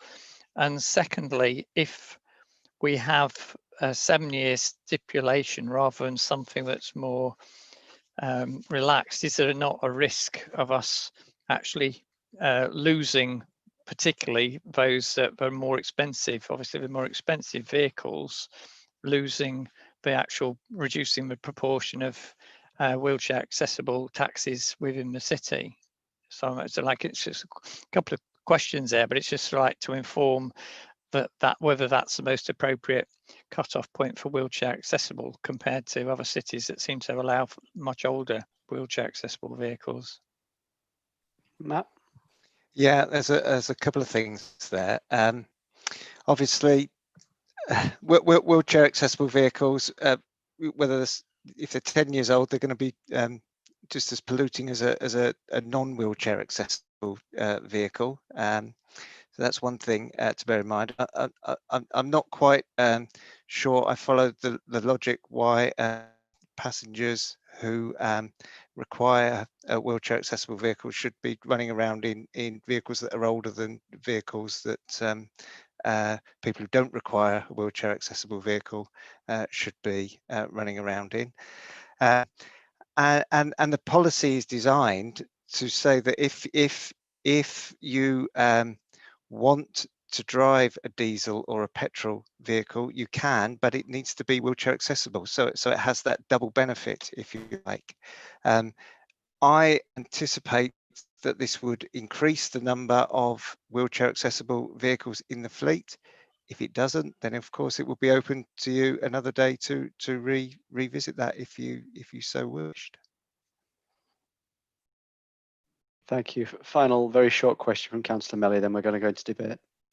Hopefully it will just be a brief one. It's on a slightly different subject. It's on the taxi rank unmet demand part of the report. I was just wondering, well, it's kind of a two-part question. One, I was wondering if you could tell us a bit more about the scope of that piece of work, whether it includes looking into kind of if there are certain locations of taxi ranks or times of day of taxi ranks, whether it includes kind of creative uses for them. And I also wasn't completely sure whether we were being asked to postpone that piece of work to a specific date or postpone the decision to kind of commission that piece of work, if that makes sense, until we know it's a more suitable time. Yeah, sure. The unmet demand surveys, they're always very comprehensive, and they look at all the ranks and throughout different times of the day and over a period of weeks as well. And there's a lot more to that as well. There's questionnaires of taxi drivers and the trade, and it's a very comprehensive report that you receive.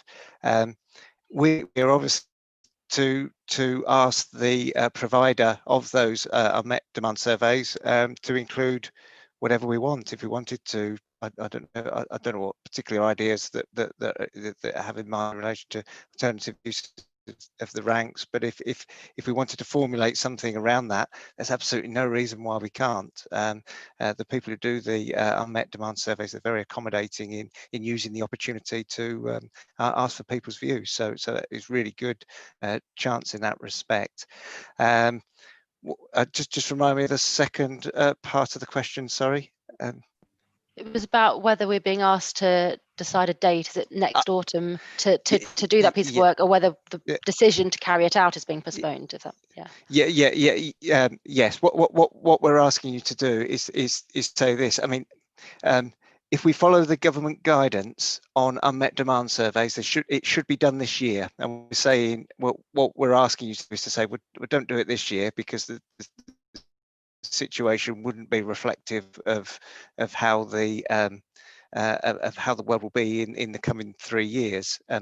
Postpone it till next year, and next year we will commission the report, the unmet demand survey, and you'll receive the report. So what you're saying to officers is, please commission the report next year. Don't do it this year. There's no specific date, though. If that's what you're asking, we would do it when we felt that the time was right, if you like, next year. And if we didn't feel the time was right next year, we'd have to come back to you and say, we still don't think the time is right this year. Can we do it another time? But for the moment, it is, don't do it now. That's what we're asking. Great, thank you. That was exactly my concern. But thanks very much. Good answer. Brilliant. Right, members. Questions over. Time for debate. Obviously conscious of the time, but no, it's an important issue as well. So who wants to start us off? Yeah, Councillor Melly. I think that these are good proposals. Thank you to all the officers who have done all the work to put together these policies. I think that transport is one of the biggest contributors to carbon emissions, and every aspect of transport needs to change if we're going to achieve our carbon neutral goals. So I'm glad that this has been brought forward, and I'm very grateful. But I do feel like the timescales are too short. I just think, considering the huge investment that we're asking people to make, this just isn't enough notice. It isn't enough lead-in time to be able to ask people to make such drastic changes. The average age of vehicles is 7 years. I don't know how much that's skewed by classic cars, but this isn't going to happen within the natural turnover of people's cars. We'll ask people to buy new vehicles when they otherwise wouldn't have done, at a huge cost. And so personally, I'd like for all of the kind of years, not for new licenses, but for people renewing licenses, personally, I'd like to see those deadlines pushed back a year or two, but for there to be more incentives to encourage people to get clean vehicles as quickly as possible, but not enforce it until a later date, is personally what I would like to see. Okay, thank you. Councillor Orrell. Thank you, Chair. I agree with some of what Councillor Melly's just said, but I think it's very important, as she said, to get these proposals through. And I think we've got to bite the bullet and actually move forward with the proposals that are set down in the report. So I'm happy to move the recommendations in option 1 to go to the executive from this committee. Councillor Pearson, is that a seconder or something to say? Yeah, I'm happy to second it on the basis that we have a climate emergency. We've already required the bus operators, for example, to cut down their emissions. I think it's we have to look at other options, of course, in the local transport plan for what we need to be doing about reducing car use in the city generally for all users. But this is somewhere where we have a lever to change behaviour and improve and reduce emissions in the city. Happy to second. Okay. I don't know if you come in, John, before we have a vote. But I'll be guided by Ange. Does he get to speak before we vote? Oh, yes, yes. Yeah, okay, you speak. Kevin, we are somewhat on the horns of a dilemma, and I have a lot of sympathy with the drivers, the taxi owners and private hire people. And I do support what Councillor Melly has suggested. Having said that, anybody that goes into business often has a fairly high outlet to make the business anything like successful. But we are in, to a certain extent, uncharted waters. And the last 6 months, I suspect, we wouldn't have thought that this would have happened, certainly in my lifetime. And I would like to see this deferred, not ad infinitum, because I think an awful lot of what is in, well, I think the whole of the report is excellent. And I have no quarrel with it as such. It's a question of timing, given the situation that we're in. A little interesting thing that sort of struck me, there were 223 responders. We've got 764 stroke taxis, stroke private hire vehicles. And I'm not sure that all that many drivers, the number that's suggested is pretty low. And the other thing that struck me, if 764 Hackney stroke private hire vehicles are on the road at one time, I suspect, given midday or mid-afternoon, the effect on the pollution is probably going to be pretty minimal. But that as it may be, I have no doubt that we have to go down this route. I think it's too early. I think there are still a number of issues that are going to have to be resolved in the future. And as has been said, the technology is moving forward quite quickly. So I realise that until the, well, I want to move an amendment. I don't know whether you want to take the amendment first. And my amendment would be that we take into account recommendation 2 and agree that. But as to the rest of the report, I would like it to be deferred for certainly a year, and a year extended to the start time. So to look at again in the light of what has happened to the economy and to everything and the effects that coronavirus has had. And I think we've got to be conscious of that. There was another point I was going to try and make, and it's just slipped my mind, but that's the thing that I would like to do. I've no problems with it in essence, but I do think it's early. I think on 2 counts. One is the impact of coronavirus, and of course, as has already been said, the technology is moving forward very, very quickly. So that's what I would like to amend, is that we go for option 1. Sorry, we go for part 1 of the options, and leave out the other bit. Where are we? Yes, option 3.1 I would support, but the other I would like to defer for 12 months and to extend the start time 12 months so it fits in nicely with the timescale. Just for context, Matt, what date is it going to executive? Or what date should it be going to executive? We haven't got a date yet. Okay. Can I just make the point again? Sorry, the point I was making. Ultimately, of course, whatever we decide, the cabinet will make the decision. But I would hope that they would give some thought to what we're moving. Yeah. That was going to be my observation, that even when it gets to executive, especially over the next 3 to 6 months, who knows what's going to happen, or we might even see things change quicker than that, to give them a kind of, time to see what the next impact will be. I've also got Councillor Myers and Melly indicating. Councillor Myers.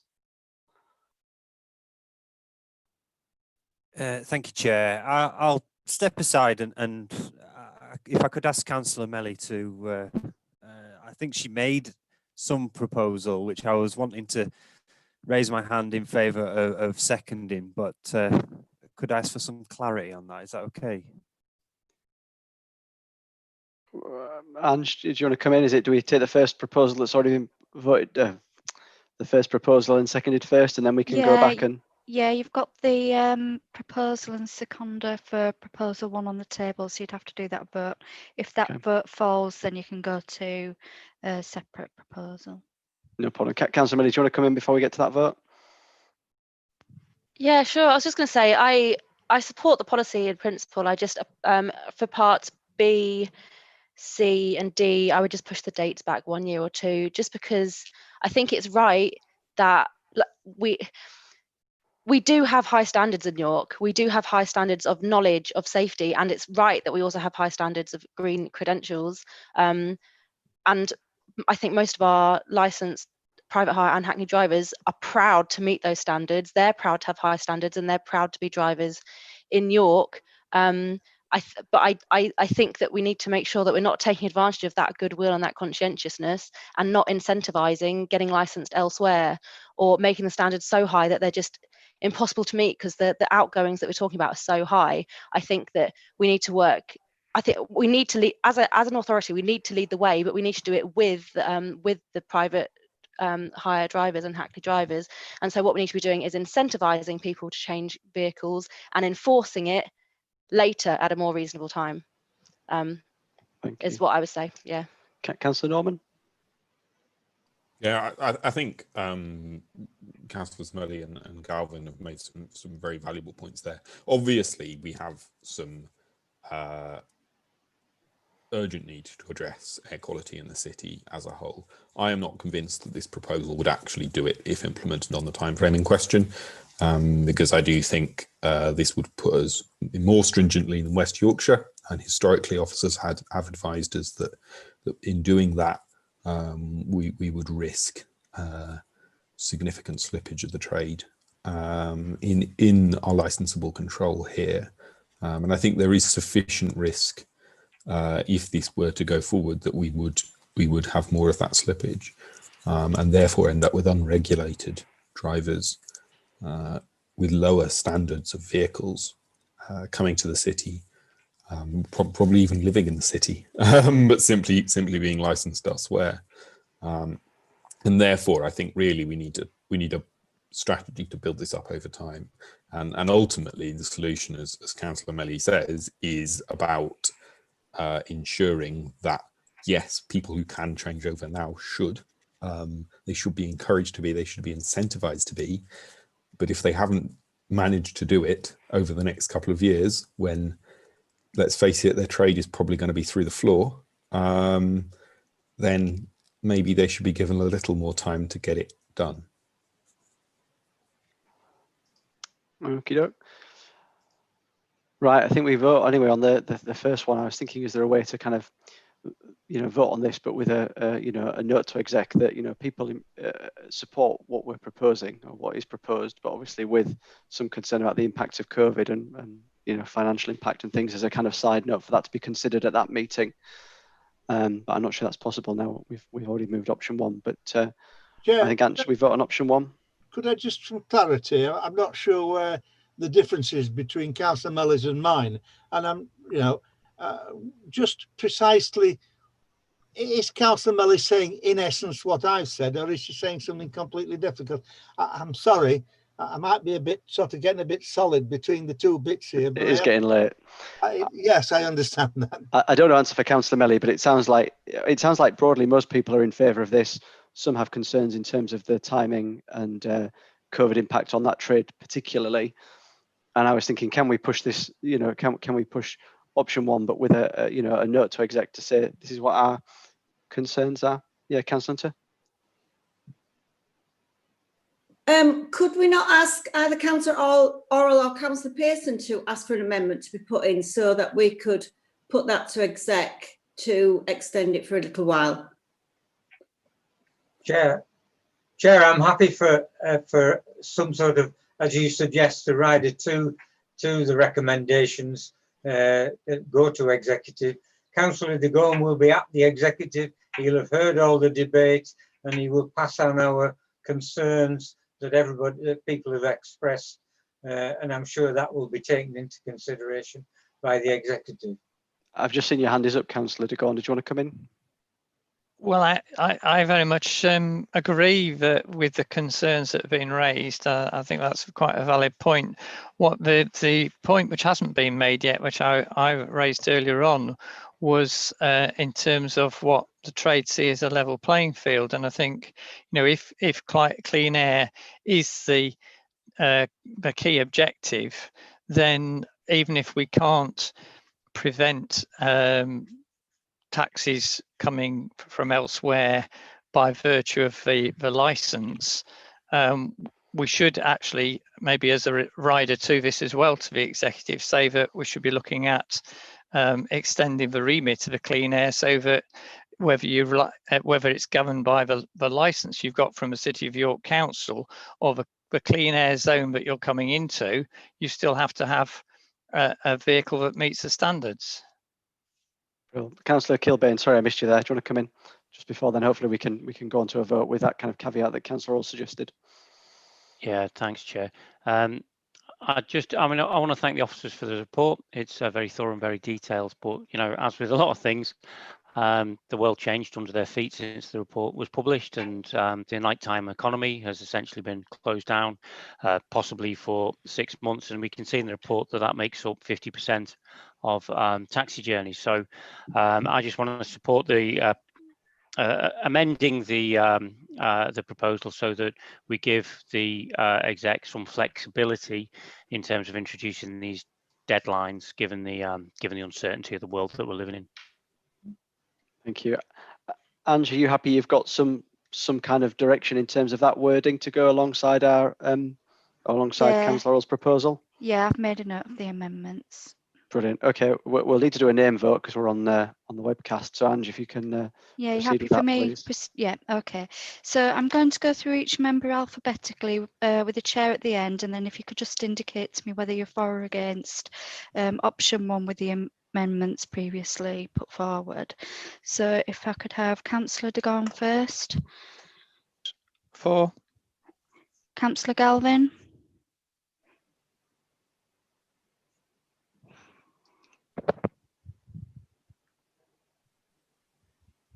Sorry, I'd not unmuted myself. For. Thank you. Councillor Hook. For. Councillor Hunter. For. Councillor Kilbane. For. Councillor Melly. For. Councillor Myers.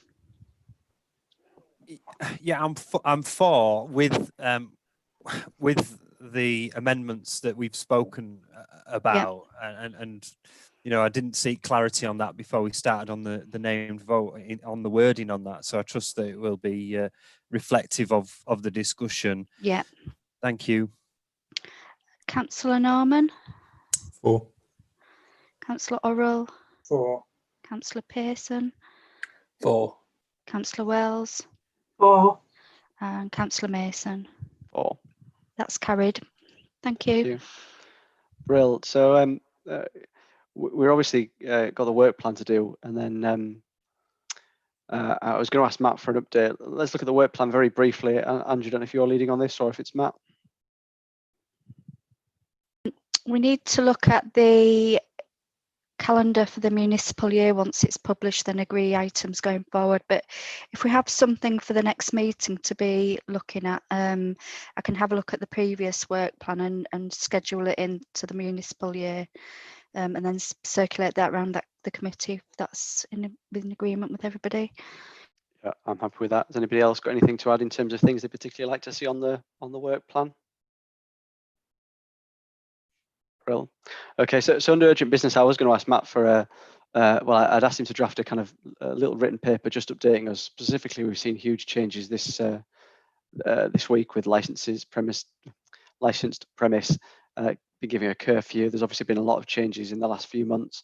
I'm not going to ask Matt to present that. I hope people have had a chance to read it. Obviously, given the hour, I was just going to say, is there any questions people feel are really pertinent? Otherwise, I'm sure Matt would be happy to take questions, in his own kind of capacity through email. Yeah, absolutely, Councillor. Yeah, can do.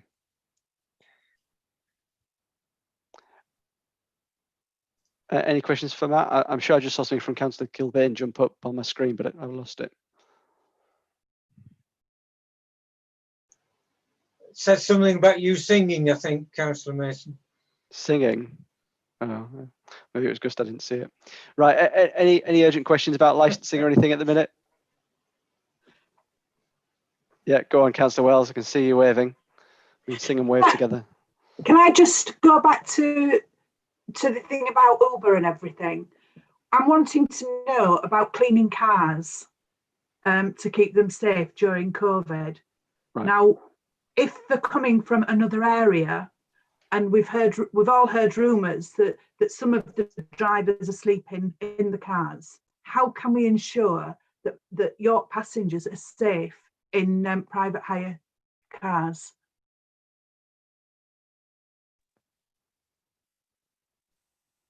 Matt, one for you, I think.